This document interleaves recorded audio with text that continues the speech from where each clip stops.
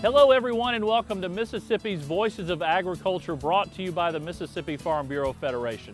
This edition, from dropping commodity prices to trade tariffs and flooding, the last couple of years have been tough on Mississippi's farmers, and it's affecting their health in more ways than one. We'll explain in our big story. Also, find out what a 3-day farm and agriculture tour means to a first-year congressman and those he represents as they get to talk with him face to face. And finally, smart tech that helps chicken farmers tend their flocks no matter where they are. Those stories and more after these messages. Look, I know there are a lot of questions out there about antibiotic use in livestock production, but here are the facts. There are multiple USDA safeguards in place to ensure meat and other foods are safe and do not contain antibiotic residues. Antibiotics make foods safer by helping keep animals healthy. Responsible use of animal antibiotics reduces bacteria entering the food supply. We want to produce the safest food possible because we feed our family just like you feed yours. Welcome back to Mississippi's Voices of Agriculture, brought to you by the Mississippi Farm Bureau Federation. We're in Hinds County, but no matter the location, whether here in Mississippi or across the nation, farmers and farm workers are stressed. A poll sponsored by the American Farm Bureau Federation shows financial worries are affecting mental health on the farm. This is leading to addictions, stress in relationships, and even deaths. But here in Mississippi, there is help and could be right in your own backyard. This is our big story. Flooding, lower commodity prices, trade tariffs. Unfortunately for farmers, the last several years have not been easy. Now the growing concern on the farm and in rural areas of the state surrounds the effect these events have on mental health. That farmer still has the same equipment payment. He still has the same land payment. He still has the same feed payment for all his cattle. All the payments are the same, but the price of the grain and has gone down. So that's very stressful on farmers for sure. Financial stress. Michael Ted Evans is a poultry farmer today, but he has also raised cattle and farmed row crops in his 21 years as a farmer. Evans believes the worrying is tougher on farmers than the physical stress. When I get out of the bed every morning at 4 o'clock in the morning, my mind is steady thinking about what am I going to find when I get to the poultry farm. Are my chickens fed like they're supposed to be? Is my water on? Are all my fans running? That's something I'm always thinking about all day long, and it's running through my mind constantly. But there are options for farmers and rural Mississippians needing help. Community Health Center Association of Mississippi has 21 locations across the state. Chief Executive Officer Janice Sherman says they are seeing more patients in their clinics with regards to mental health.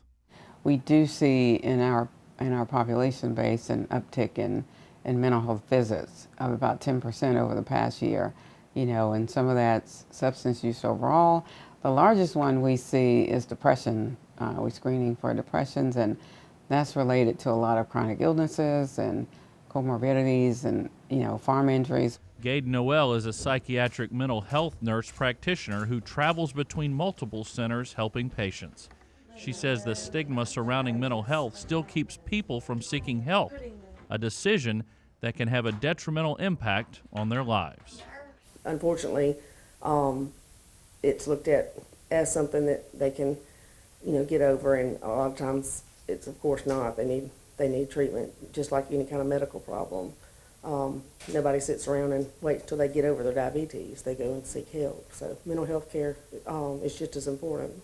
Noel also says family members and friends should look for these mental health warning signs: excessive worrying or fear, feeling excessively sad or low, confused thinking or problems concentrating and learning, extreme mood changes, prolonged or strong feelings of irritability or anger, avoiding friends and social activities, changes in sleeping habits or feeling tired and low energy, changes in eating habits such as increased hunger or lack of appetite, abuse of substances like alcohol or drugs, multiple physical ailments without obvious causes, thinking about suicide, inability to carry out daily activities or handle daily problems and stress.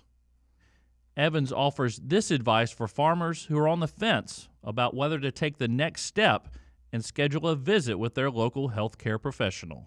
There's a clinic in your area, wherever you live, that you could go to, and they could actually talk to you and get you some type of help to make your life better. So there's no need to let go through life being miserable. And next, we'll show you why these Farm Bureau organized meetings are so important to a first-year congressman and those he represents. Starting a new job is always stressful, exciting but stressful. Now imagine stepping into Washington, D.C. as a first-time congressman. Think of all the information being thrown your way. Here's how the Mississippi Farm Bureau Federation is helping Representative Michael Guest learn more about the issues facing agriculture and farmers in the district he represents. You can't overvalue meeting someone face-to-face and talking about the issues facing agriculture in Mississippi, especially when it comes to meeting with the person representing you in Washington, D.C. The Mississippi Farm Bureau Federation helped Congressman Michael Guest and his staff set up a 3-day farm tour across his district in August. I wanted to kind of get an overall snapshot of where we are and, again, what we can do to make the lives of our farmers better. For the former district attorney, learning on the job has been a must, especially when it comes to agriculture. But Mississippi Farm Bureau Federation President Mike McCormick believes voters made a good choice in electing Congressman Guest. He is. He's a very quick learner. You can talk to him one time about an issue that you might have. He will remember it the next time and understand it the next time that you're talking to him. He's a very quick learner. I'm very impressed with Congressman Guest. Still, farmers along the Mississippi River face tough times between flooding and dropping commodity prices, something they hope these meetings with their new representative will help them turn around. It's been a rough year, a lot of sleepless nights, and it's not over yet. I see my bankers here now. I've got a crop loan I've got to pay, and I really do appreciate the things that the government's doing to help us with trade, but they need to quit dragging their feet because we're not going to be able to stay in it this long. And there are other areas affecting rural Mississippi needing the congressman's attention. We have so many needs, whether it's infrastructure, rural broadband, whether it's something directly related to agriculture, that rural Mississippi needs him in Washington, D.C. to represent us. We're a single hospital county, we're kind of stuck where we're an hour from any major hospital, so anything we have locally that's serious has to be medevaced out of here, so stabilizing rural health care. While he won't be able to solve any issues on this day, the visit reassures voters he is ready to listen and do all he can to help as Congress reconvenes. We want to make sure that we are passing legislation that positively affects our farm community here in Mississippi. And we also want to see what we can do as far as on the regulation side that's going to help make things more efficient. Coming up next, we'll show you why farmers advocating for ag is more important than you might think. That's after the break. Welcome back to Mississippi's Voices of Agriculture, brought to you by the Mississippi Farm Bureau Federation. With the creation of social media and its worldwide reach, spreading the wrong information is as easy as hitting send on your phone. That's why advocating for agriculture and getting the right information out there is now up to the farmer. In other words, the expert. As the saying goes, if you don't tell your story, somebody else probably will. For farmers, the problem becomes these people may or may not have the same knowledge of agriculture. That's the basis behind the Mississippi Farm Bureau Federation's Summer Policy and Advocacy Conference, encouraging farmers and ranchers to tell their story. We want to give our members the tools that they need to be advocates for agriculture here in the state and across the U.S. We have a great platform, but we need them to engage and help us with that. Speakers from across the country and right here in Mississippi showed Farm Bureau members ways to engage outside their fence row so residents and consumers can know the facts. This could be running for office. People with a good understanding of agriculture being elected, whether it be at the local level or in the state level, is super important for us. Or even opening your farming or ranching operation by way of social media, revealing exactly what takes place on a farm. Whichever platform is your favorite, use it and share your story. And sometimes it can be difficult being transparent because it opens you up to, negative comments. But I really choose to engage with the 95% of folks that just genuinely want to know about where their food comes from. Amanda Radke, an author and blogger, also works with her husband on their South Dakota cattle ranch. She says it's important to show consumers you're just like they are.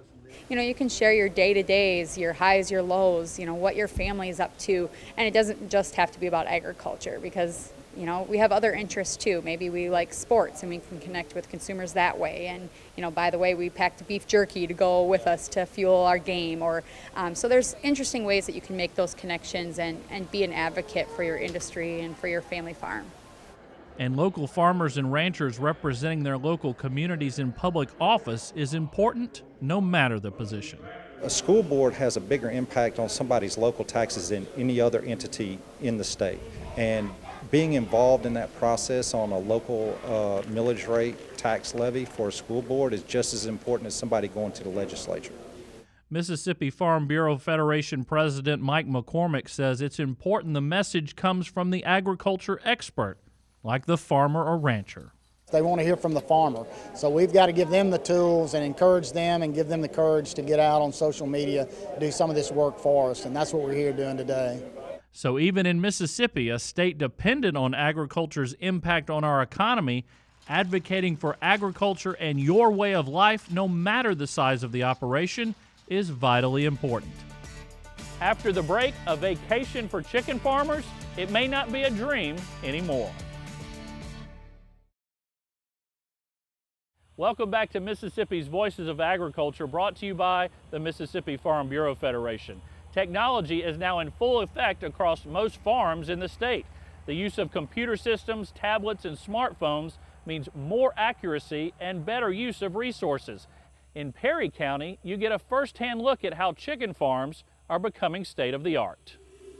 Used to be, all a farmer needed was a strong will to make something grow, whether it be crops in the field or animals on a piece of land. Sure, a tractor, some fertilizer or feed, and maybe some good luck might come in handy, but the farmer is the constant. Today, technology provides a big helping hand that can take luck all but out of the equation, on board tractors and even right inside chicken houses. From this screen, Stephen Goodnight controls 6 chicken houses on his farm with a simple touch. That's 6 houses, each containing 37,000 growing chickens. Because we've talked about technically advanced tractors and that kind of thing. I mean, to be able to be a farmer nowadays, you've got to know technology. You've got to be able to work these machines, I guess. Yeah, and that's something I'm not great at, is the technology part of it, but I've learned. It made it really simple and really easy.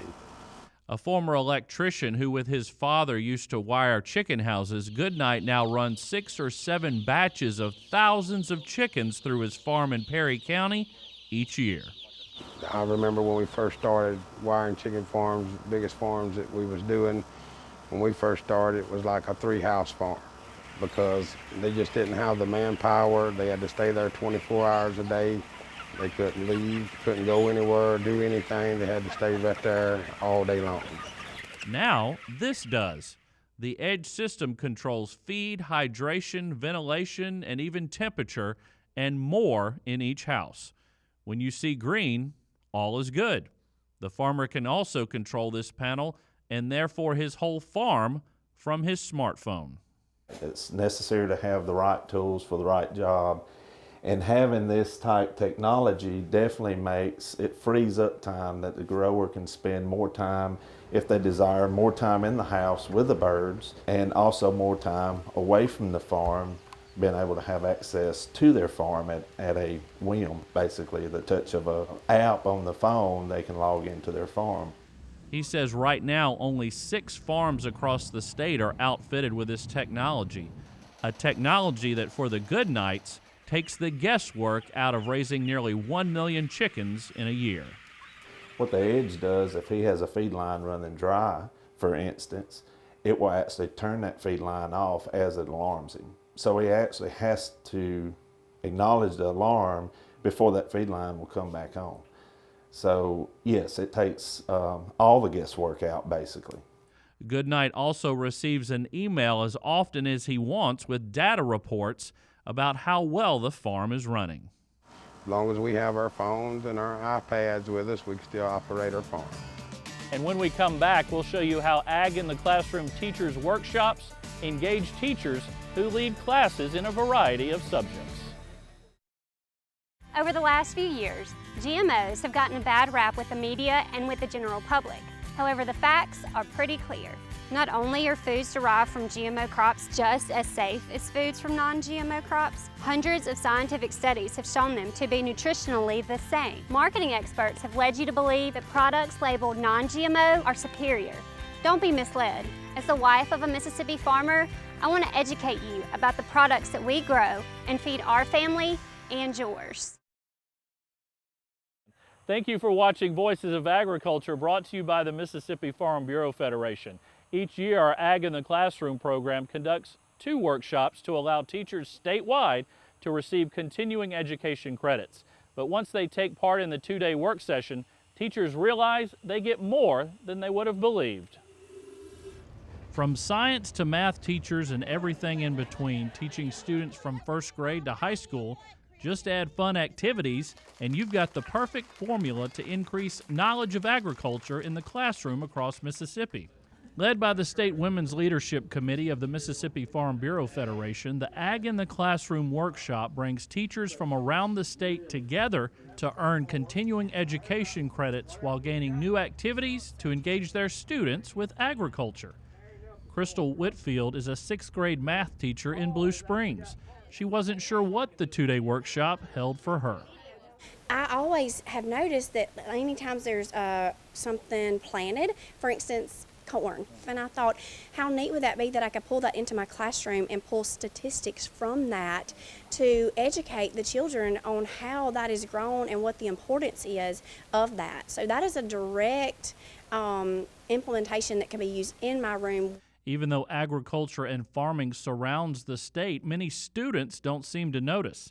Linda Englund volunteers in Lee County schools teaching the same Ag in the Classroom activities teachers are learning from this workshop. A lot of these kids live in apartments and subdivisions. They don't have access. They may pass a bean field or a cotton field or something and see it, but they don't actually know where their food comes from. So it's important for these children to know where their things come from and how it grows and why it grows. The Ag in the Classroom workshop consists of 2 full days of classroom instruction, including lots of hands-on learning, so teachers can make classroom learning fun and interesting for students. On this day, teachers learned about drones used in agriculture and farming, the importance of preventing soil erosion, and even toured a farm using sophisticated technology to grow tomatoes. Noxubee County teacher Felix Russ says the technology now used in farming can open his students' eyes to a possible career in agriculture. Russ teaches Introduction to Agriculture for 9th and 10th graders. Most students, when they come in, they just strictly, I want to be a professional football player or I want to be a scientist or something like that, but they never think about just actually going into agriculture or what other different avenues that agriculture open up, because it's such a broad field, you almost can relate agriculture to anything that's going on. For teachers like Mallory Moss, whose farm has been in her family for 3 generations, she says farming is a lifelong passion, and the lessons learned in this workshop help her pass on her passion for farming to her students. She also knows not all teachers take farming as seriously as she does, but that's okay. When I texted them last night and I said I want to do the hatch the eggs in the classroom, I know my neighbor is not going to do that, and that's not for her, but she will gladly send her kids to my room and we will swap classes, and I will have the opportunity to share my passion for that with her. So, I mean, it's just spreading it across the board. After the break, they were an afterthought until someone decided to look up who actually painted the 7 paintings hanging around our state headquarters. That story is next. And finally, on this edition of Voices of Agriculture, brought to you by the Mississippi Farm Bureau Federation, it was almost an accidental discovery, a pretty painting hanging in the lobby of our state headquarters in Jackson, leading us on a search that turned into a wonderful story about 7 paintings and a reintroduction to the man who painted them nearly 40 years ago. The Mississippi Farm Bureau Federation building opened in 1983. The large building stood out along Interstate 55, not necessarily because of its girth, but because of the location. At the time, this was the country, several miles north of downtown Jackson. There were no shopping centers or restaurants. Also at the time, a little-known artist was commissioned to create 7 paintings to decorate the halls and offices of the Farm Bureau building.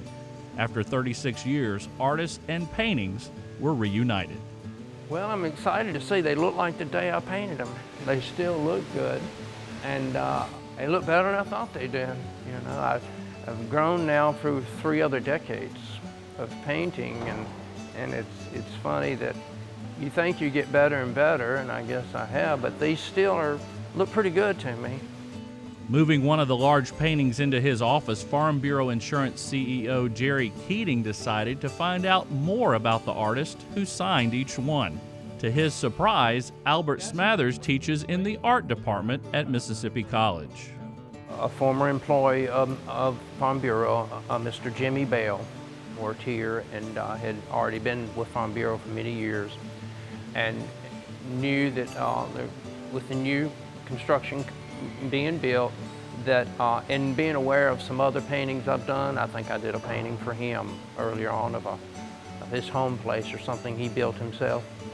And he put me in touch with members here in Hugh Arant. We met with the then president and CEO, and they observed him, talked about him, and thought, well, you know, that just fits right in with Farm Bureau's theme and what we do. And so it seemed to be a really good match for them, and so they purchased them.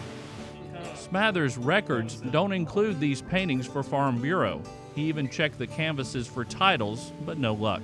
But what he could not find or remember, the paintings seemed to reveal themselves.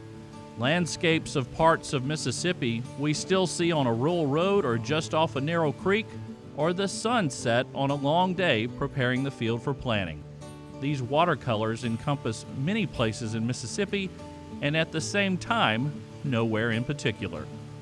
As the artist, I know it grows, and we mature in anything, is that we learn to realize we paint from what we know and not just what something's looking like. We learn that I can move this, I can put this in, I can include this. I don't have to paint exactly every little thing that's there.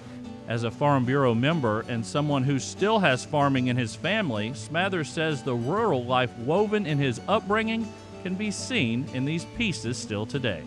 I wanted to get that whole tree in there and the feeling of that, and then I'm painting the cattle that I've grown up working with, the black-white face, the red-white face, no longer just Hereford and Angus. The mixed herds, commercial herds, and so forth.